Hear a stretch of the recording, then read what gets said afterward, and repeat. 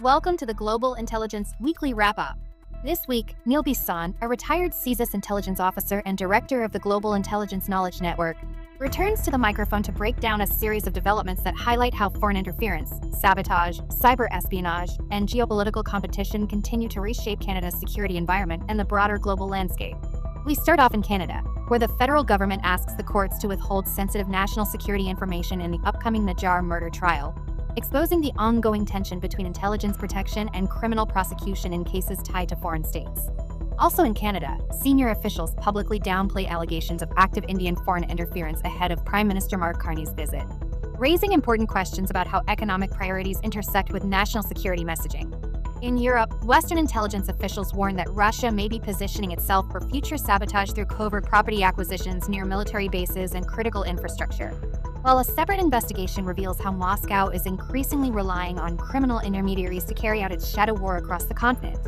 Turning to China, Google disrupts a major cyber espionage campaign linked to the state-backed hacking group known as Gallium, targeting governments and telecommunications networks worldwide.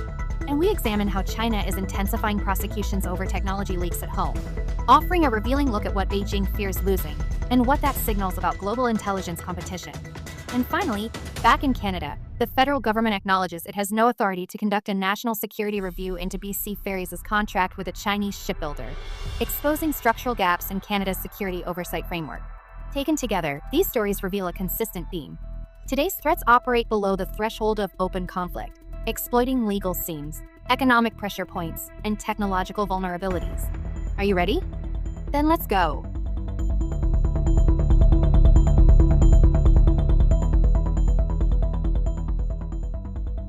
Hello, welcome back to the Global Intelligence Weekly Wrap-Up. I'm your host, Neil Bisson, a retired intelligence officer with the Canadian Security Intelligence Service and the director of the Global Intelligence Knowledge Network. I've been away from the microphone for a few weeks, and I'm excited to be back to discuss the international stories and news articles concerning national security, espionage, sabotage, foreign interference, and terrorism. As always, I take the headlines concerning these issues and provide you with the analysis, insight, and intelligence you need to understand how your career, your country, and your safety are all affected by the shadowy world of intelligence. It's been a busy week. From Canada downplaying the foreign interference against the Sikh community by the Indian government to China's latest hacking attempts being discovered by Google. There's a lot to cover, so let's get started. We start in Canada for our first few segments this week, where the Canadian government asked a federal court judge for permission to withhold certain information from the upcoming murder trial of 4 men accused in the killing of Sikh leader Hardeep Singh Nijjar in Surrey, British Columbia in June of 2023. According to the Department of Justice, the information in question is considered sensitive national security material, and its disclosure could harm Canada's international relations and security interests. At the center of the case is the government's use of Section 38 of the Canada Evidence Act, which allows Ottawa to prevent the disclosure of classified or sensitive information in court proceedings. From an intelligence perspective, this is not unusual. When a criminal case intersects with national security intelligence reporting, especially when the intelligence may involve foreign partners, covert collection methods, or human sources. The challenge is that intelligence is not collected with the courtroom in mind. It is collected to identify threats, assess intent, and inform government decision-making to prevent national security threat actors from conducting operations or attacks against Canada. When intelligence becomes part of the criminal process, governments are often forced to choose between protecting sources and methods or risking the integrity of the prosecution. This can be further complicated when intelligence information is shared from a foreign government, which typically places caveats on the information, restricting it from being used in any court proceedings. The Nijjar murder is not just a criminal case, it is deeply entangled with allegations of foreign interference and transnational repression. Canadian officials previously stated that there is credible intelligence pointing to possible involvement by a foreign state, India, triggering a major diplomatic dispute between Canada and India. That context matters, because intelligence tied to foreign state activity is often among the most sensitive material a government holds. Similar challenges have emerged in other cases involving terrorism, espionage, and foreign interference, where intelligence assessments cannot always be converted into evidence that meets the criminal court standards without exposing how that intelligence was obtained. As I previously stated, intelligence investigations are held to a level of suspected activity, where evidentiary or criminal investigations are held to a level of belief. In the eyes of the court, these are very different levels. From my experience in intelligence and law enforcement, this is where the system strains. Law enforcement requires evidence that can be tested in court, while intelligence services must protect long-term capabilities. Once sensitive information is disclosed, it can't be taken back. Sources dry up, methods are compromised, and international partners become more cautious about sharing information in the future. At the same time, defense attorneys can challenge the fact that information provided to the court is not available for cross-examination and therefore should not be permitted or used in the trial. This is another example of how foreign states can use proxies, claim plausible deniability, and continue to participate in extrajudicial murders of Canadian citizens on Canadian soil without repercussions. This equates to cases like the Niger murder, continuing to expose the limits of Canada's legal and intelligence frameworks. How this trial unfolds may shape future decisions about how intelligence is handled in criminal courts, particularly in cases involving foreign interference and political violence. Unfortunately, as we see in the next segment, it appears that Canada's appetite to seek justice for victims of foreign interference and transnational repression may be taking a back seat to any perceived economic gains with India.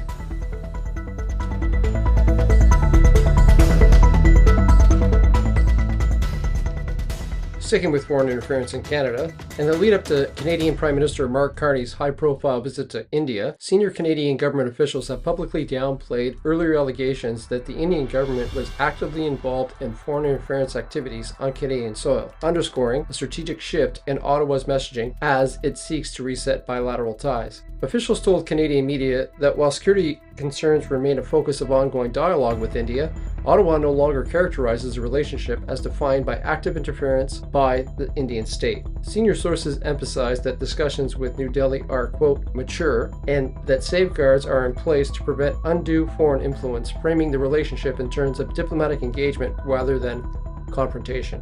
One official noted that if Canada genuinely believed ongoing interference was occurring, Prime Minister Carney's visit would not be taking place. This is, of course, absurd. As most Canadians are clearly aware, Canada's economic future and sustainability are the highest priority for the Canadian government, given the insecurities resulting from the continuously changing tariffs from the United States against Canada. This softened public posture marks a significant divergence from previous comments linked to the Canadian Security Intelligence Service's 2023 assertions that the Indian government was involved with agents in violent activities and transnational repression tied to the Khalistan separatist movement. Most notably, the killing of the Canadian citizen Hardeep Singh Nijjar, which triggered a diplomatic rupture between Ottawa and New Delhi. The Canada-India foreign interference debate stems from a broader diplomatic dispute that escalated after the FBI and CSIS alleged links between Indian authorities and the Nijjar killing, which New Delhi rejected outright. All of this despite a foiled assassination attempt against a Canadian-American Sikh Khalistani activist, Gurpatwat Singh Penoon, just weeks after the assassination of Nijjar. The resulting diplomatic exchange included expulsions of diplomats from both capitals and a period of stalled bilateral relations. Since then, efforts by successive Canadian governments, including diplomatic visits and resumed engagement, have sought to chart a pragmatic path forward without abandoning security concerns, even as critics argue that downplaying interference risk undermines accountability. Observers see the shift in rhetoric as part of a calculated strategy by Ottawa to balance national security imperatives with economic and geopolitical priorities. Canada's pursuit of deeper trade and investment ties with India, particularly as Ottawa seeks to diversify its economic relationships in the Indo-Pacific region, has elevated the importance of maintaining stable diplomatic footing. At the same time, security analysts caution that altering public messaging on foreign interference allegations does not erase unresolved intelligence concerns and may complicate efforts to enforce accountability or protect diaspora communities vulnerable to transnational coercion. The Canadian government's decision to publicly moderate its language on Indian interference reflects a broader recalibration of foreign policy priorities ahead of Prime Minister Carney's visit. The Hindu-centric Indian government has demonstrated their visceral disdain regarding failed operations in Western countries, where they seek to silence individuals advocating for a separate territory of Khalistan. While signals of restored cooperation may advance economic and strategic objectives, they cannot come at the cost of sustained scrutiny of foreign influence and diasporic security issues that remain salient to the safety of Canada and Canadians. This is a concerning trend, as the PM's last visit to China resulted in an agreement to import 49,000 Chinese electric vehicles, another national security concern identified by the current government last year, but again, sadly not adhered to during the trade talks.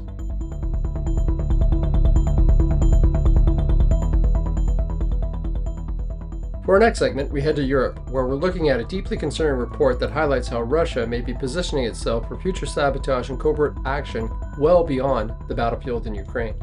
According to an investigation by The Telegraph, Western intelligence officials are warning that Russian intelligence services have quietly acquired properties across Europe near military bases and critical infrastructure, what they describe as Trojan horse sites designed for surveillance, sabotage, and potential attacks in future crises.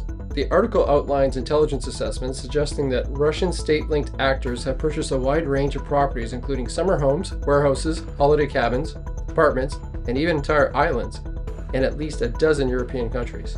These properties are allegedly located near military installations, ports, undersea cable landing points, and other sensitive civilian infrastructure. Intelligence officials cited in the article warn that some of these sites may already contain drones, weapons, explosives, or pre-positioned operatives ready to be activated if tensions escalate. Rather than relying on conventional military force, the concern is that Russia could use these locations to conduct deniable acts of sabotage designed to disrupt transportation, energy networks, communications, and public confidence. From an intelligence perspective, this reflects a classic gray zone strategy, operating below the threshold of open conflict to avoid triggering a justifiable military response while still imposing real costs on adversaries. This tactic is not without precedent. The article points to a well-documented Finnish case involving Ariston Helmi, where Russian-owned properties in the Turku archipelago, located near key maritime routes and military infrastructure, were raided by Finnish authorities in 2018. While the owner was ultimately charged with financial crimes rather than espionage, the scale and location of the properties alarmed intelligence officials and reshaped how Finland viewed real estate as a national security vulnerability. Since Russia's full-scale invasion of Ukraine in 2022, European governments have also linked Moscow to a surge of sabotage-related activity, including arson attacks, attempted derailments, parcel bombs, and surveillance operations, raising fears that these incidents may have been a test run rather than isolated acts. The article includes warnings from serving and former European intelligence officers who argue that sabotage operations are more likely to divide political consensus than a traditional military attack. As one official noted, plausible deniability makes attribution harder, slowing decision-making and complicating any move toward invoking NATO's Article 5. The piece also references comments from the new head of MI6, Blaise Metrelli, who has warned that Britain is now operating in a space between peace and war, with Russia actively testing Western resolve through tactics designed to stay just below the threshold of armed conflict. Security analysts cited in the article argue that what once appeared to be suspicious commercial activity has now evolved into a recognized vector of hybrid warfare. Taken together, this reporting highlights a growing concern within European intelligence communities that real estate ownership itself has become a tool of statecraft and covert preparation. This article highlights how foreign adversaries target vulnerable sectors of society. Real estate sale and purchase in Canada is not seen as a national security concern. But just like what's happening in Europe, it can be. Foreign state adversaries like Russia, China, Iran, and others could easily purchase real estate close to sensitive sites for surveillance or possible sabotage operations. If you work in the real estate business and you have concerns regarding the acquisition of housing in sensitive areas like government buildings, critical infrastructure including electricity and water treatment plants, or military installation, please contact law enforcement or Canadian Security Intelligence Service to share your concerns. This is exactly what foreign states fear, that the population of the countries they target become aware of their activities and are willing to do something about it. This is a warning call to all Western nations, not just European ones. Whether the allegations prove accurate or not, the broader trend is clear. Russia is increasingly comfortable using ambiguity, deniability, and civilian cover to position itself for disruption and coercion. As European states move unevenly toward tightening property ownership laws, intelligence officials warn that fragmented legal frameworks and limited cross-border intelligence sharing leave persistent vulnerabilities that adversaries are well aware of and willing to exploit.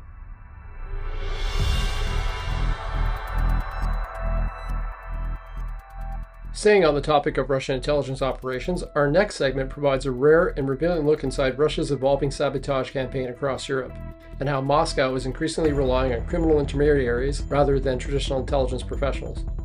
According to an in-depth investigation by the New York Times, Western security officials believe a former taxi driver from rural Russia has become a central figure in coordinating acts of arson, sabotage, and attempted infrastructure attacks on behalf of the Russian intelligence services.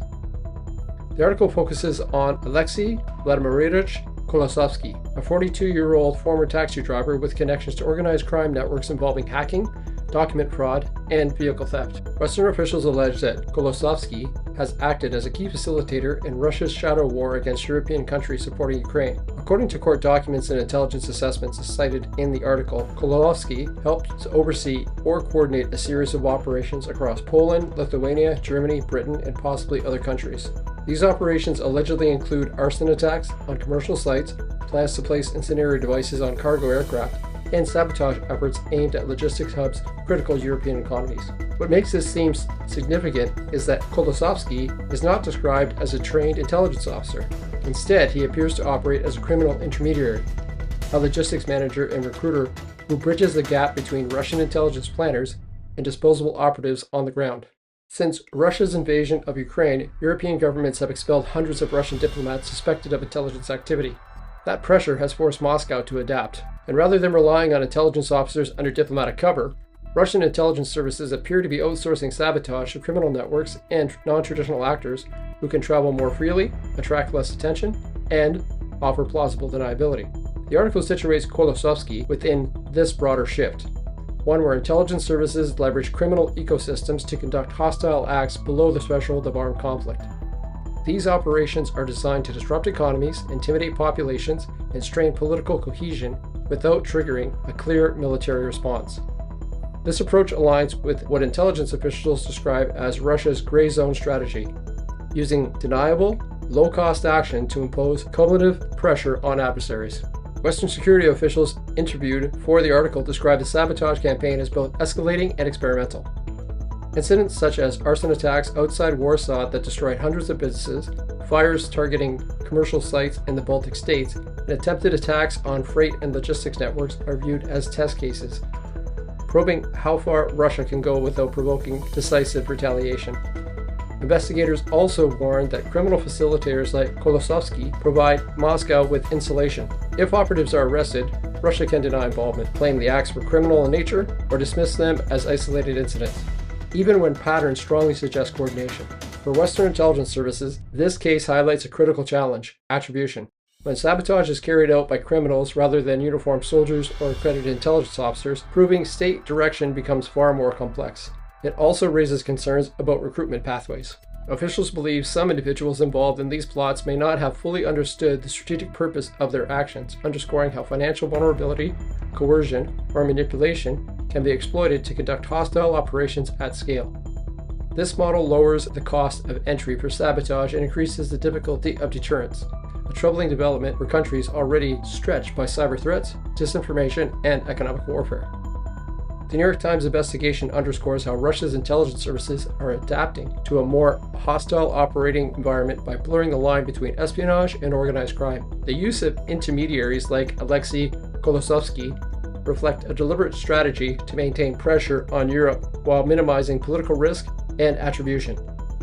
As Western governments grapple with this evolving threat, the challenge will be identifying, disrupting, and deterring networks that operate in the shadows, long before their actions escalate from arson and disruption to something far more dangerous.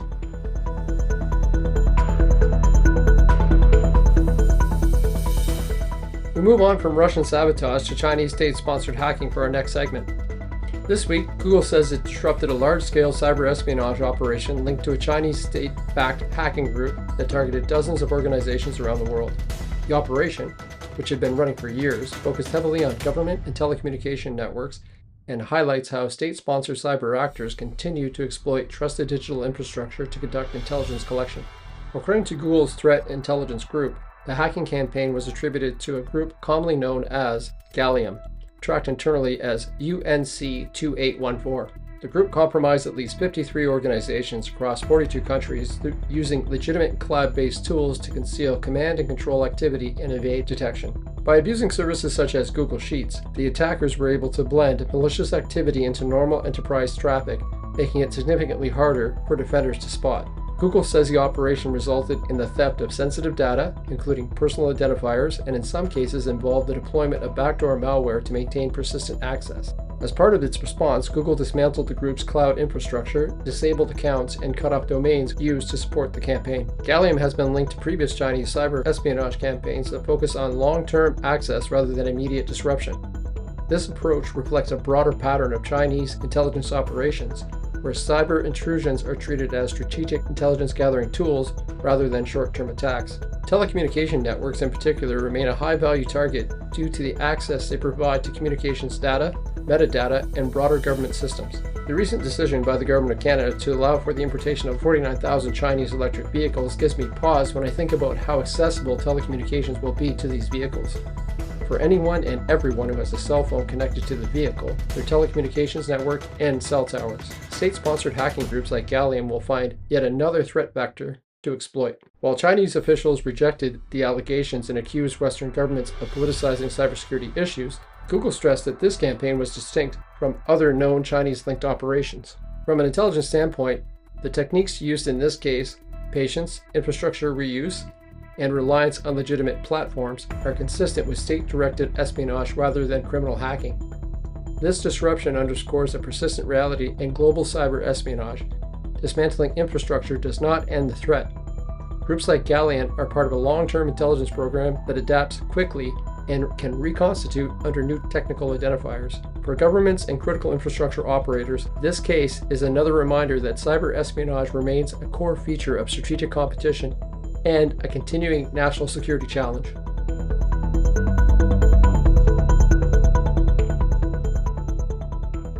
In a somewhat related story, our next segment takes us inside how China itself is publicly framing their perceived threats of espionage and why that matters for Western intelligence services. An article published by the Global Times, citing China's Supreme People's Procuratorate, outlines an intensified crackdown on technology leaks and espionage across key strategic sectors, including artificial intelligence, semiconductors, biomanufacturing, new materials, and energy technologies. While this is Chinese state media, the value of the article is not in taking it at face value, but in what it reveals about Beijing's priorities, vulnerabilities, and fears. According to Chinese authorities, prosecutions are increasing against individuals accused of leaking trade secrets or transferring sensitive technologies to foreign entities. The article emphasizes risks tied to employees leaving domestic firms to work for international companies, as well as growing concerns over illicit technology transfers in cutting-edge sectors. From an intelligence perspective, this is an important signal. States rarely draw attention to weaknesses unless they believe the threat is real. China is effectively telling us which technologies it views as strategically critical and which it believes are under sustained foreign collection pressure. This is less about internal law enforcement and more about national security, economic competitiveness, and regime stability. China has long fused economic development with national security. Technology dominance is central to that strategy, particularly in areas that support military modernization, surveillance, industrial automation, and long-term economic leverage. What's notable here is the public nature of the warning. Beijing is acknowledging that it fears loss of intellectual property not just through cyber means, but through people. Talent mobility, corporate recruitment, academic exchange, and commercial partnerships. Historically, when China tightens controls and increases prosecutions in specific sectors, it often reflects both defensive concerns and offensive intent. While the Global Times article reflects official Chinese messaging, intelligence analysts generally treat such disclosures as indicators. If Beijing is prosecuting aggressively in AI, chips, and advanced manufacturing, it suggests those same sectors are viewed as decisive for future power, and therefore worth protecting at all costs. It also highlights the tension China faces, needing international engagement to advance technology while fearing that openness exposes it to exploitation. For Western intelligence services and agencies, this story offers two key insights. First, it provides a roadmap of what China is worried about losing, which also points to what China is likely trying to acquire elsewhere. When we overlay China's concern list with Canada's own publicly stated research and development priorities, including artificial intelligence, quantum technologies, biomanufacturing, clean technology, critical minerals, and defense-adjacent innovation, a clear pattern emerges. These overlapping priority sectors can be identified with a reasonable degree of confidence as potential targets for Chinese espionage, technological acquisition, and talent-focused collection efforts in Canada and allied countries. Second, it reinforces the need for strong counterintelligence protections. If China is tightening internal controls, that increases risk for sources, researchers, and intermediaries caught between systems. It also suggests that Western governments, universities, and private sector partners must better understand how national innovation priorities intersect with foreign intelligence interests. This story isn't about accepting Chinese claims at face value, it's about reading between the lines. What China publicly worries about tells us a great deal about where strategic competition is intensifying. For Canada and its allies, the lesson is clear. Innovation policy is national security policy. The same technologies that are being prioritized for growth and resilience are those most likely to attract sustained foreign intelligence attention.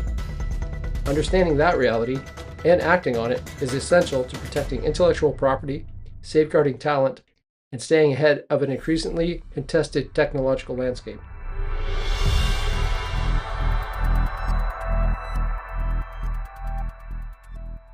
For our final segment this week, we end off where we started, in Canada.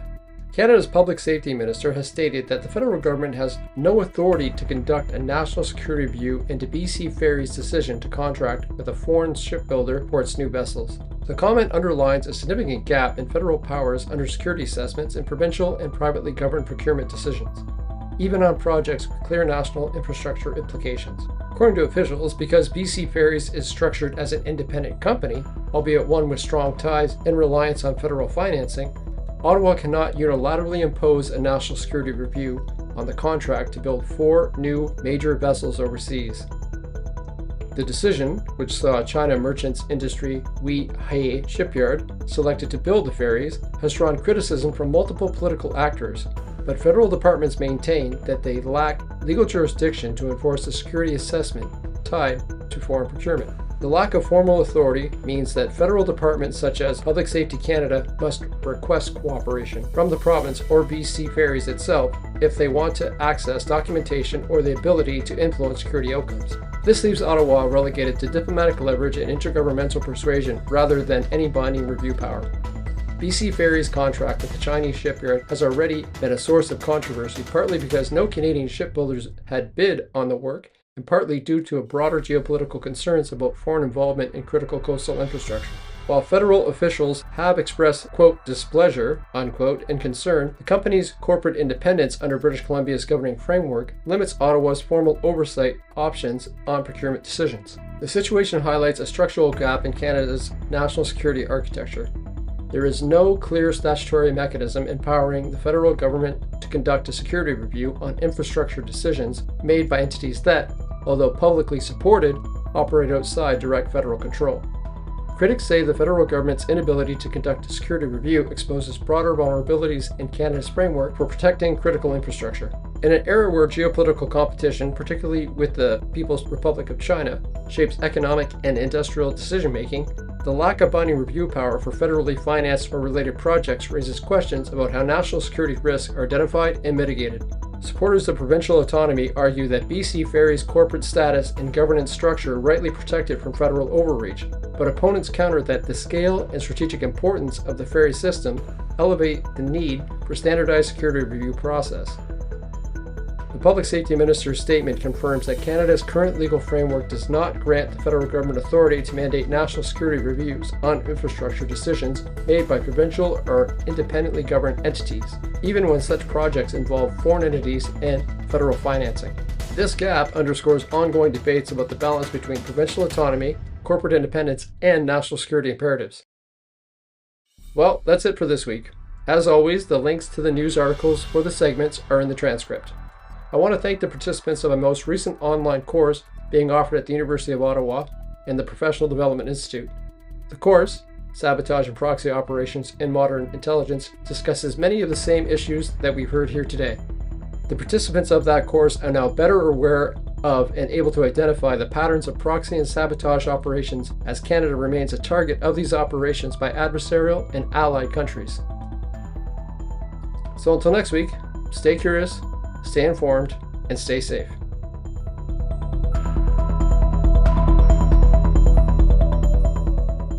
That wraps up this week's Global Intelligence Weekly Wrap-Up. Thanks for listening. From courtroom battles over classified intelligence in Canada, to shifting diplomatic language around foreign interference, to Russia's expanding sabotage networks and China's persistent cyber espionage campaigns, this week's stories underscore one undeniable truth. Strategic competition is accelerating, and it is unfolding in ways that are subtle, adaptive, and often deliberately ambiguous.